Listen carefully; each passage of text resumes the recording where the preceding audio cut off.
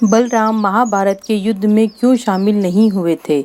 महाभारत युद्ध के समय कई लोग युद्ध में शामिल नहीं हुए थे। उनमें से एक भगवान श्री कृष्ण के भाई बलराम भी थे, जिन्हें बलदाऊ भी कहते हैं। बलराम बहुत शक्तिशाली थे।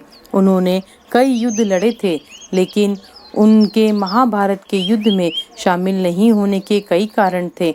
शास्त्र कहता है कि कृष्ण को विष्णु और बलराम को शेषनाग का अवतार माना जाता है। कहते हैं कि जब कंस के देवकी वासुदेव के 6 पुत्रों को मार डाला, तब देवकी के गर्भ में भगवान बलराम पधारे। योग माया ने उन्हें आकर्षित करके नंद बाबा के यहाँ निवास कर रही श्री रोहिणी जी के गर्भ में पहुँचा दिया। इसलिए उनका एक नाम शंखक्षण पड़ा। बलराम जी का विवाह रेवती से हुआ था। बलवानों में श्रेष्ठ होने के कारण उन्हें बलभद्र भी कहा जाता है। इनके नाम से मथुरा में दाऊ जी का प्रसिद्ध मंदिर है।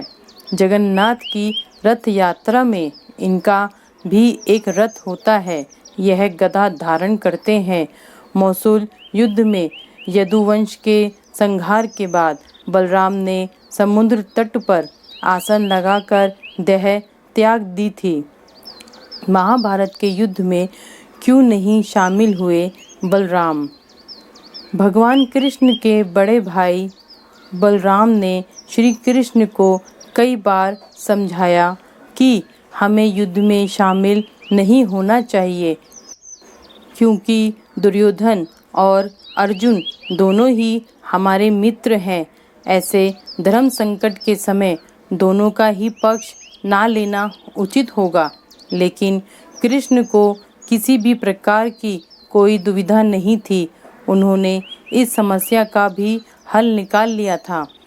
उन्होंने दुर्योधन से ही कह दिया था कि तुम मुझे और मेरी सेना दोनों में से किसी एक का चयन कर लो। दुर्योधन ने कृष्ण की सेना का चयन किया।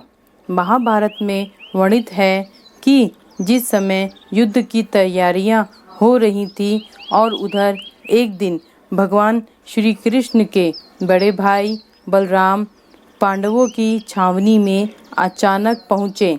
दाऊ भैया को आता देख श्री कृष्ण, युधिष्ठिर आदि बड़े प्रसन्न हुए।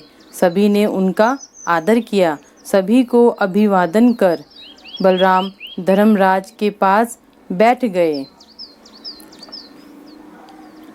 फिर उन्होंने बड़े व्यथित मन से कहा कि कितनी बार मैंने कृष्ण को कहा कि हमारे लिए तो पांडव और कौरव दोनों ही एक समान हैं।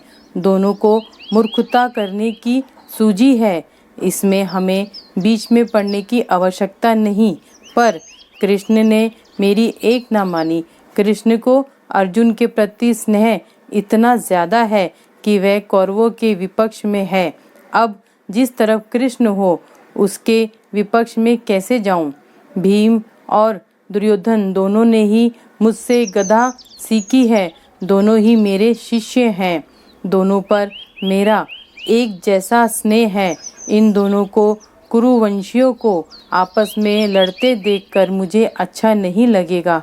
अतः मैं इस युद्ध में शामिल नहीं हो सकता। इसलिए मैं तीर्थ यात्रा पे जा रहा हूँ।